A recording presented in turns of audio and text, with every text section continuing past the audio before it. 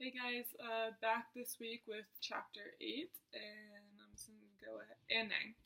Go ahead and start with my first idea for, chapters 8 quote link is that prejudice happens in multiple ways and is not always meant to be negative. And I pulled this idea from page 157, which is where I also pulled my quote from. And my quote is, prejudice can actually refer to either negative or positive predispositions and feelings about outgroup members. You can be indiscriminately for or against members of our particular group. And what I think this is saying is that the word prejudice sort of naturally comes with a negative connotation, connotative meaning. I never really thought of it that way until reading this text, but an example of both a negative and a positive could be if you're using the Asian culture. You hear a lot of times Asians are bad drivers, and you also hear a lot of times that Asians are good at math. While neither of these may be true for one or the other, for that specific Asian individual, they are prejudices and stereotypes that we have formed in our heads. So, one particular Asian may be phenomenal at math and another may struggle with it, and vice versa. And my second idea is that we learn stereotypes from what we are surrounded by in our day-to-day. We mentally pick them up from movies we watch, music videos, social media, and stories we've heard from other people. And my quote for this comes from page 153, and that media images shape the way we view dissimilar others from different cultural ethnic groups. As a result, we associate different stereotypes as character types, or as specific ethnic groups who represent the associated images. When we are ignorant or culturally unaware of these diversities, we're going to assume the stories we are hearing are factual, because why would somebody make it up, right?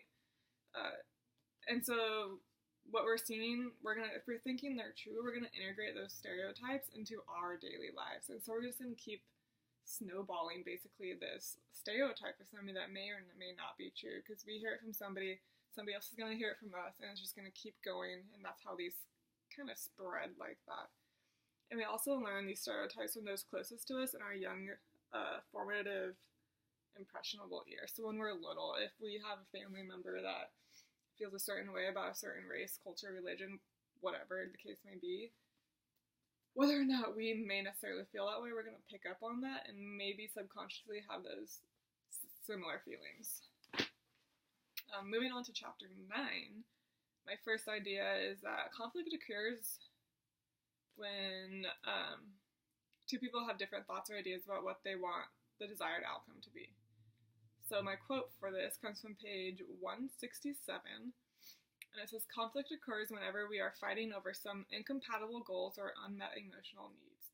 We define intercultural conflict as the implicit or explicit emotional struggle or frustration between persons or different cultures over perceived incompatible values, norms, face orientations, goals, scarce resources, processes, and/or outcomes in a communication situation. And an example of this could be as simple as grocery shopping, where one mother may insist her children remain single file line behind her so that they can stay as much out of the way as possible as a courtesy to other shoppers and for probably her own sanity as well.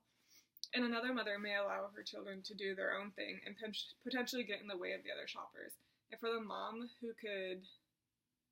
this could be especially frustrating to the mom who her kids behaved and feels that the other mother should as well.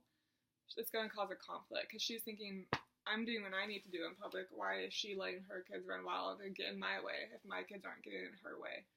And so they're seeing different outcomes and they're experiencing this, what's going on sort of differently. And my idea 2, mindful listening, having cultural empathy, and reframing the way we think and speak about something are all ways to maintain and obtain intercultural flexibility while either trying to resolve or avoid conflict. And my quote for this is from page 186, and it says, by listening mindfully, conflict disputants learn to create new categories and interpreting the unfolding conflict sequences. Creating new categories means learning to apply culture-sensitive concepts to make sense of conflict variation behaviors. My hair keeps tickling my ear. When we fully listen by observing all verbal and nonverbal cues, we're able to pick up more than just listening with our ears. Say, if we are busy doing something, still listening but not paying attention, we're going to miss all those subtle body language, the eyebrow raises, the tonal changes. We're going to miss all that. But if we're listening mindfully and we're watching and paying attention to these changes, we're going to pick up a lot more than we would have otherwise. And when we pick those up, we can then integrate these cues we are picking up into the way we choose to respond. So we may, again, if we're not listening, we're not going to notice these subtle things, and we may respond in a way that probably wasn't the best way. And also just showing in itself that you are paying more attention to what the other is communicating will make them feel more valued, important, and appreciated.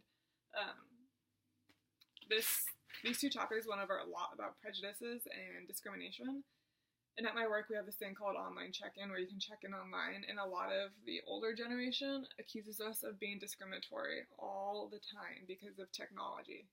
Whereas we know, change with the world's changing, change with it, get left behind type of thing. But you can't tell them that. So you kind of have to listen to them attentively and tell them you understand and you're sorry, and just let them speak to you. And when you listen so carefully back, sometimes all they want is to be heard and recognized and listened, and they just want to know that they're appreciated. And so personally, I found that listening this way helps to diffuse a lot of problems that don't necessarily need to be there. And so yeah, those are my four quotes, I guess. 2 for chapter 8 and 2 for chapter 9. And I'll see you guys back next week.